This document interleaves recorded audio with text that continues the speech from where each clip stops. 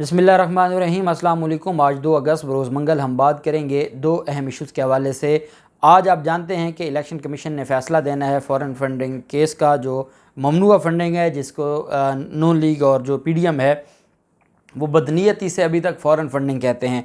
अब उस हवाले से इलेक्शन कमीशन क्या फ़ैसला देना है या नहीं देना। एतजाज़ अहसन साहब ने इलेक्शन कमीशन को आईना दिखा दिया है और बड़ी मुश्किल में डाल दिया है एतजाज़ अहसन साहब ने इलेक्शन कमीशन को। अगर पाकिस्तान तहरीक इंसाफ ये बात करती तो शायद ये बात आती कि Pakistan Tehreek Insaf chief election commissioner के ख़िलाफ़ है। अब ये ना सिर्फ सीनियर कानूनदान हैं बल्कि पाकिस्तान पीपल्स पार्टी के रहनुमा भी हैं। इनकी तरफ से जो बड़े सख्त रिमार्क्स आए हैं और फ़ैसले के हवाले से कि क्या फ़ैसला आ सकता है, उसकी तफसीलात भी एतजाज़ अहसन साहब ने अपनी आइनी और कानूनी राय दी है, वो भी मैं आपके साथ शेयर करूँगा। साथ जो हमला इनकी तरफ से माफिया की तरफ से किया जा रहा था, सुप्रीम कोर्ट के जो चीफ़ जस्टिस हैं उमर अता बंदयाल साहब, या सुप्रीम कोर्ट के जो इख्तियारात हैं इंतज़ामी, या जुडिशल कमीशन ऑफ पाकिस्तान के जो इख्तियारात हैं उनको कम करने के हवाले से आइन में तरमीम के हवाले से एक बिल पेश किया गया है सेनेट में। 175 आर्टिकल 175 जो appointment and qualifications of the जजेस of high court and supreme court, उसमें तरमीम का कहा गया है, क्योंकि उसमें जुडिशल कमीशन ऑफ पाकिस्तान और उसकी कंपोजिंग है कि कैसे जुडिशल कमीशन ऑफ पाकिस्तान बनाया जाएगा या किस किस पर मुश्तमिल होगा, उसको भी चैलेंज किया जा रहा है। और ये आइनी तरमीम है और हालांकि इनके पास अक्सरियत नहीं है, टू थर्ड मेजॉरिटी नहीं है, लेकिन ये सिर्फ अभी सेनेट में गया है तो ये फिर आगे कमेटियों में जाएगा और ये फिर मामला चलता रहेगा। अब हम आ जाते हैं, पहले तो मैं आपको बता दूं कि कायमा कमेटी ने नैब तरमीमी जो बिल है 2022 उसकी मंजूरी दे दी है। सेनेट की कायमा कमेटी ने ये बिल की मंजूरी दी है। वज़ीर मुमलिकत बराए कानून का कहना है कि बिल कहाँ तैयार हुआ ये नहीं बता सकते, लेकिन जो वज़ीर मुमलिकत बराए कानून सेनेटर शहादत हुसैन का कहना है कि अगर किसी के ख़िलाफ़ केस ना बनता हो तो नैब केस वापस ले सकता है, जबकि अगर बंद केस खुलवाना हो तो नैब शवायद पर अदालत से रुजू किया जा सकता है नई तरमीम में। और साथ पहले सिर्फ प्रोसिक्यूटर जनरल मुकदमा वापस लेके प्रोसिक्यूटर जनरल मुकदमा वापस लेने के लिए बाख्तियार था। अब प्रोसिक्यूटर जनरल और चेयरमैन नैब मिलकर ही केस वापस ले सकेंगे। नैब तलबी का नोटिस देने पर केस की तफसीलात से भी आगाह करने का पाबंद होगा और 20 लाख से ज़्यादा रकम निकलवाने पर बैंक नैब को आगाह करता है। इस पर रुकन कमेटी ज़हरा वदूद फ़ातिमी ने कहा कि आजकल 20 लाख की क्या औकात है, इससे ज़्यादा रकम तो कारोबारी अफराद रोज़ ही निकालते हैं, जमा कराते रहते हैं, जिस पर कमेटी ने बैंक से रकम निकलवाने पर नैब को आगाह करने की हद बढ़ाकर 50 लाख कर दी। मालिक जो हैं इन्होंने ही चोरी करनी होती है, इन्होंने ही करप्शन करनी होती है और इन्होंने ही कानून बनाना होता है, तो वो 20 लाख वाला 50 लाख कर दिया। वज़ीर मुमलिकत का कहना है कि एक मुलज़म प्ली बारगेन करे तो इससे बाकियों का केस मुतासर नहीं होगा। मुलज़मान को उनकी अदम मौजूदगी में सज़ा नहीं हो सकेगी। जो मुलज़म मफरूर होकर भाग जाएगा उसे सज़ा नहीं होगी, मफरूर को गिरफ़्तारी पर ही सज़ा हो सकेगी। मतलब यह है कि इसहाक डार का केस है वो मफरूर हो गया है, सलमान शहबाज़ का केस है वो मफरूर हो गया है, हसन नवाज़ और हुसैन नवाज़ का केस है वो मफरूर हो गए हैं, तो उनको सज़ा नहीं दी जाएगी। हाँ, अगर कभी वो आ जाते हैं, गिरफ़्तार हो जाते हैं तो फिर ही सज़ा होगी। आप देखें कि ये कैसे कानून का खिलवाड़ किया जा रहा है। साथ उन्होंने ये भी कहा है कि जब ये सवाल पूछा गया कि शहादत अवान ने यह भी कहा कि बिल कहाँ तैयार हुआ बता नहीं सकता, इन कैमरा इजलास होता तो तफसीलात बता सकता था, आप मामले को समझें। अब हैरान हो जाएं कि बिल पास हुआ है तो बिल कहाँ पास हुआ है भाई, आप ये बात क्यों नहीं बता सकते, और फिर कहते हैं इन कैमरा इजलास होता तो फिर मैं बता देता। तो फिर आप बता दें कि ये बिल कहीं और से तैयार होकर आया है, जो आपने एनआरओ किया था तो उसमें ये लिखा हुआ था और वो लिखा हुआ वहाँ से आया है, और आप बताना भी गवारा नहीं करते और आप रिलीफ भी ले रहे हैं। ये इनका असल चेहरा है जो दिन ब दिन आया होता जा रहा है। दूसरी तरफ चीफ जस्टिस उमर अता बंदयाल साहब आज एक केस की समाअत कर रहे थे और उस केस की समाअत के दौरान उनके बड़े अहम रिमार्क्स सामने आए और चीफ जस्टिस ने रिमार्क्स देते हुए कहा कि इदारों का काम हम नहीं करेंगे बल्कि उनका काम उन्हीं से कराएंगे। अपने रिमार्क्स में उन्होंने कहा कि हमने पंजाब के हालिया इलेक्शन में भी यही किया, जिसके बाद शफाफ और गैर जानिबदार इलेक्शन का इनेकाद मुमकिन हुआ।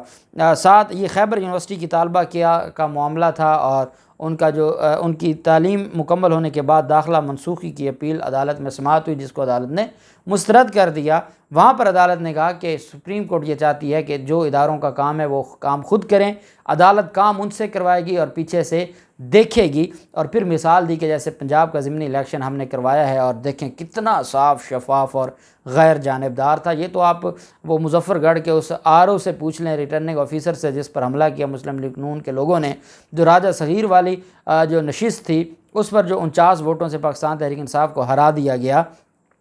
जो कुछ लाहौर में होता रहा, शहबाज गिल को गिरफ़्तार किया गया। और ये सारी चीज़ें अगर इसी को साफ़ और शफाफ और गैर जानिबदार इलेक्शन कहते हैं तो फिर ठीक है, बड़े हैं, बड़े जो बात करेंगे तो वो दुरुस्ती होगी। दूसरी तरफ सेनेट इजलास और ये चीफ जस्टिस उमरता बंदयाल साहब और सुप्रीम कोर्ट के ख़िलाफ़ जो एक बुग़्ज़ है मौजूदा इत्तेहादी हुकूमत का, वो बढ़ता जा रहा है। और फ़ारूक अचनायक साहब ने आइन के आर्टिकल 142 और 175A में तरमीम का बिल सेनेट में पेश कर दिया।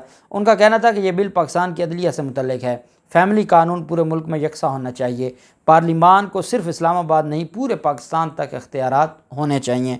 उन्होंने कहा कि आर्टिकल 175A हाई कोर्ट और सुप्रीम कोर्ट के जजों से मुतल्लिक है।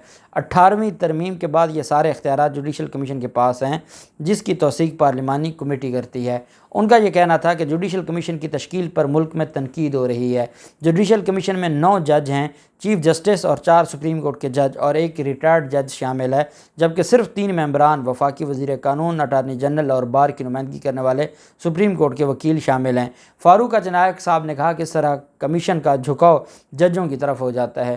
3 अराकीन की आवाज़ दब जाती है। जुडिशल कमीशन में सुप्रीम कोर्ट के 4 की बजाय 3 जज होने चाहिए और रिटायर्ड जज का कोई किरदार नहीं होना चाहिए। बाकी आप इधर उधर से हर सियासी जमात से एक बंदा रख लें कि या सियासी जमात से नहीं भी रखते तो जो हुकूमत में एक होगा, एक वो और एक जो अपोजिशन में होगा, जो सबसे ज़्यादा जिसके सीटें होंगी पहले नंबर पे वो, और जो दूसरे नंबर पे जिसकी सबसे ज़्यादा सीटें होंगी वो। या आप 3 रख लें, आप उसमें पीपल्स पार्टी को भी रख लीजिएगा क्योंकि सीट से उनकी भी सीटें होनी हैं।